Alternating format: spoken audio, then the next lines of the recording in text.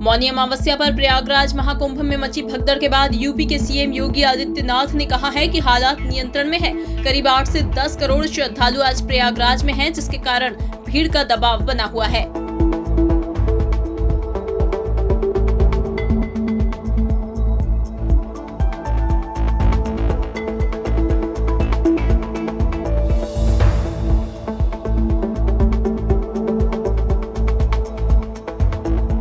प्रयागराज महाकुंभ में श्रद्धालुजनों की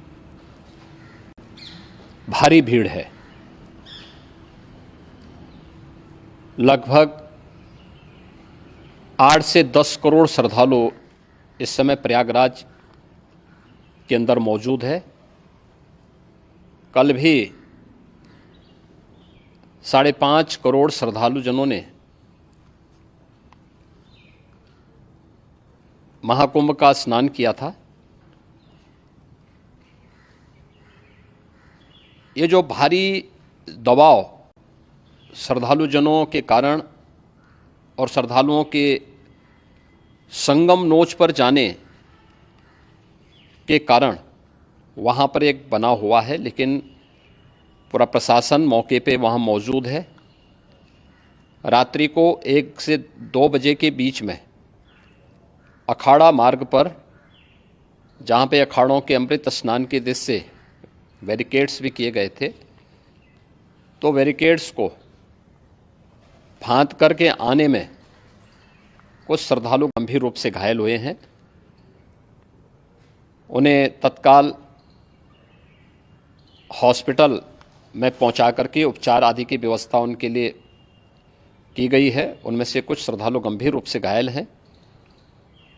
लगातार प्रशासन स्थानीय स्तर पर श्रद्धालुओं की सकुशल स्नान कराने के दृष्टि से रात्रि को कल सायंकाल 6:30-7 बजे से ही मौनी अमावस्या का मुहूर्त प्रारंभ होने के बाद से ही लगातार लगा हुआ है।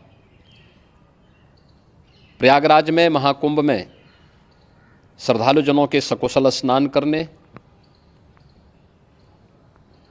अमृत स्नान के लिए देश भर से आए हुए श्रद्धालुजनों की व्यवस्था के लिए, उनके कुशल क्षेम के लिए आदरणीय प्रधानमंत्री जी का प्रातःकाल से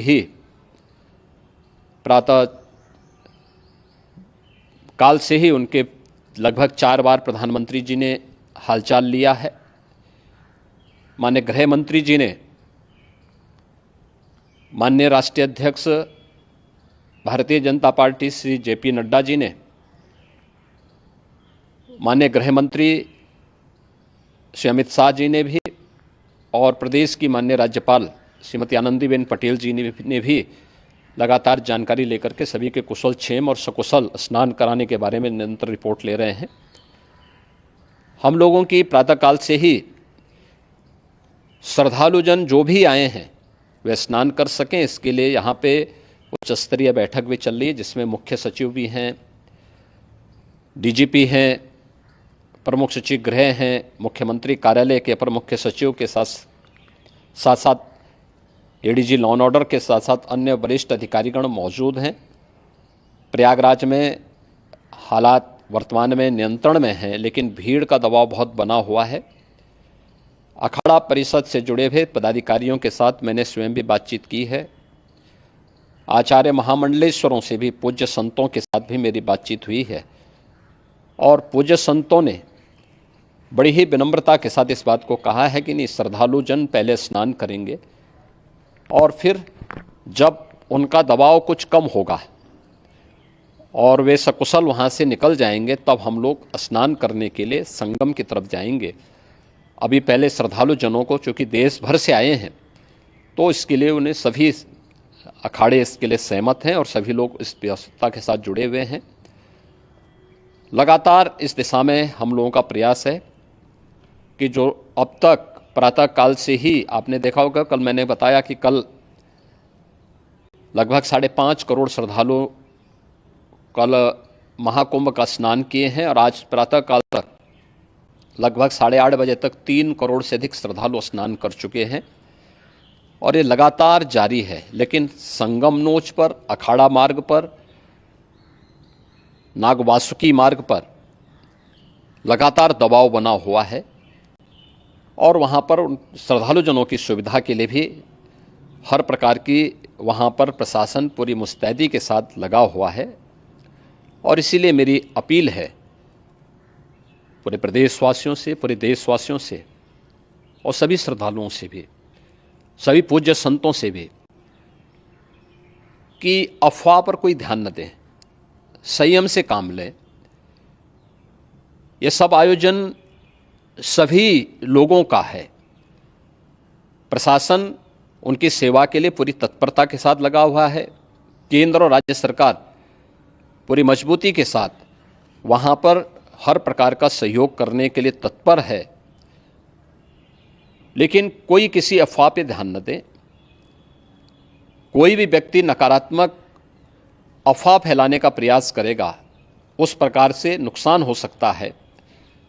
और जहाँ पर हैं आप, लगभग 15 से 20 किलोमीटर के दायरे में अस्थायी घाट बनाए गए हैं, उसमें कहीं भी वे स्नान कर सकते हैं।